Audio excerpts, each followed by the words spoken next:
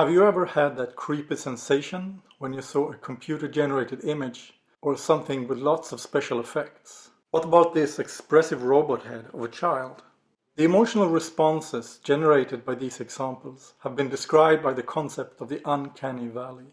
In this lecture, I will explore such affective states and why they arise when technologies become more lifelike. Starting with the history of psychology, I will then put the phenomenon in a social context and relate it to how we shape our sense of reality through our everyday interactions.